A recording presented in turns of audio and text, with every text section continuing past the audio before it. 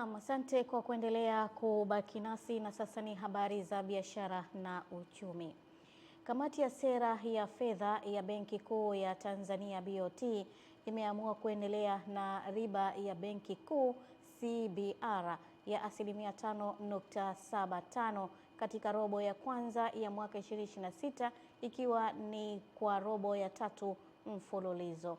Taarifa ya Nelson Munema inafafanua zaidi.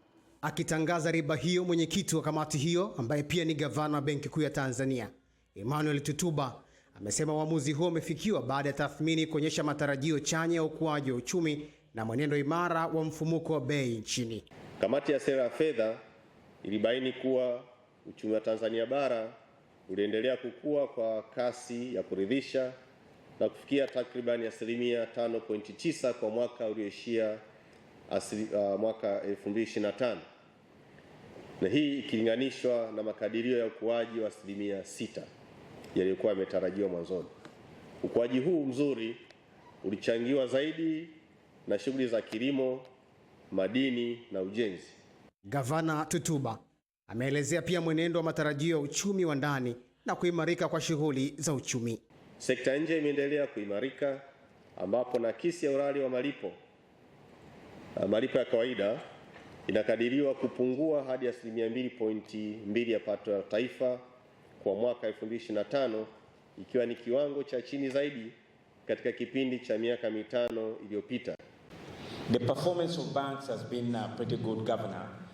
In Tanzania, NPL has remained low. The private sector credit has continued to grow with all the challenges we've seen. The commercial banks have continued to support the private sector. Kiwango cha riba cha Benki Kuu ni kiwango kinachowekwa na BOT kama rejea katika utekelezwaji wa shughuli zake mbalimbali, ikiwa ni pamoja na kukopesha benki za biashara. Nelson Munema, Channel 10.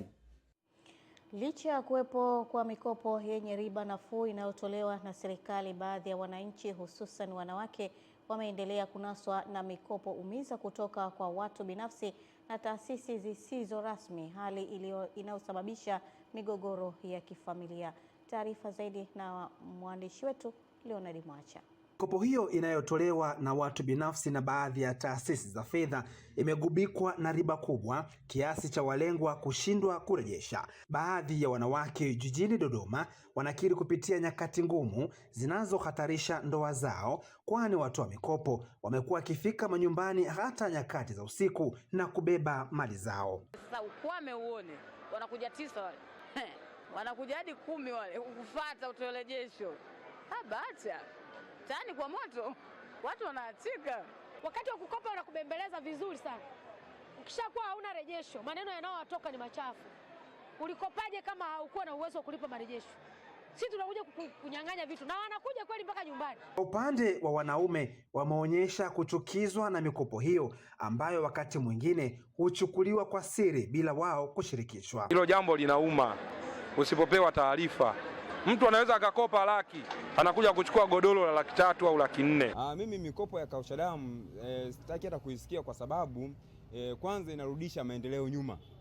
Ndio labda mkao mna vitega uchumi vyote vikafanyaje, vikanyang'anywa. Afisa dawati la jinsia mkoa wa Dodoma amekiri kupokea kesi kadhaa za ukatili, ikiwemo vipigo vinavyotokana na migogoro ya mikopo hiyo, huku afisa maendeleo jiji la Dodoma akielezea sababu zinazowafanya wanawake wengi kukimbilia mikopo yenye masharti magumu licha serikali kuweka utaratibu wa mikopo yenye riba nafuu. Wapo wanawake ambao wanapigwa kwa sababu ya mikopo umiza. Mwanamke na mwanaume anakuja kujua kwamba huyu mwanamke amekopa, sasa anadaiwa. Na kuna mikopo umiza mingine, wale waliomkopesha wanakuja pale nyumbani bila adabu. Unaweza kaja pale nyumbani wamekufungia kibwebwe, tunataka hela yetu. Unajua wananchi wamezoea kwamba akiomba mkopo leo anataka kesho, lakini kwenye mikopo hiyo asilimia 10 kuna taratibu ambazo zipo, lazima mtu azifuate ili mpaka kufikia kupata kigezo cha kupata mkopo. Nikiripoti kutoka Dodoma, Leonard Mwacha, Channel 10. Baraza la Taifa la Uwezeshaji Wananchi Kiuchumi kutoka ofisi ya Waziri Mkuu limevitaka vituo atamizi na vituo vya ubunifu nchini kuongeza juhudi za kuwasaidia vijana wabunifu, wajasiriamali pamoja na kampuni changa kufahamu sheria za nchi na taratibu zake ili kukuza biashara zao na kuchangia uchumi wa taifa. Tupate taarifa zaidi.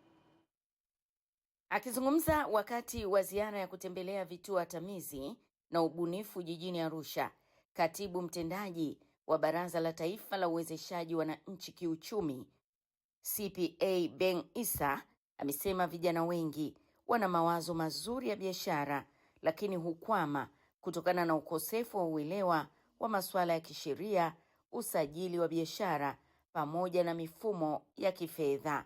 Tutumie hizi senta zetu kuwafanya vijana wafahamu sheria za nchi, biashara, mambo ambayo ni muhimu yatamfanya atoke pale anapotoka. Yaani kwa mfano kama kwenye senta zetu, kama biashara imefika level fulani anaweza katafutiwa na leseni. Siku hizi unajua kwenye serikali mambo yamebadilika kidogo. Kwamba kuna mifumo.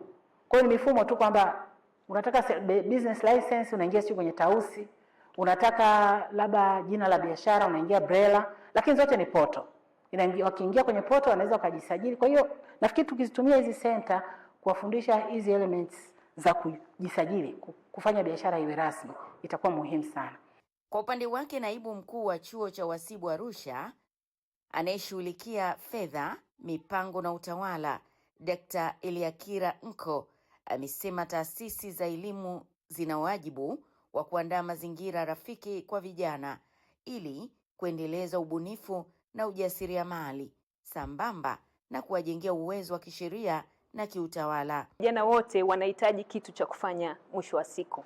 Kwa hiyo tutajitahidi kama chuo cha uhasibu Arusha, lakini pia tutaangalia namna ya kuingia kwenye jitihada sasa za serikali tuweze kupata namna ya kuwawezesha hawa vijana waweze kuendeleza hizi biashara zao, waweze kusimama vizuri, waweze kwenda kimataifa. Ambapo ninahitaji uwezeshaji ni sehemu ya kuongeza packaging kwa ajili ya bidhaa zangu, kwa sababu sio vizuri sana kwa biashara kutoa bidhaa hivi hivi bila kumpakia mtu vizuri. Jamila Omar, Channel 10, Arusha. Asante Jamila Omar kwa taarifa hiyo, na mwisho wa habari za biashara na uchumi. Eden Bahati atakuwa hapa kwa ajili ya habari za michezo na burudani. Endelea kusalia nasi.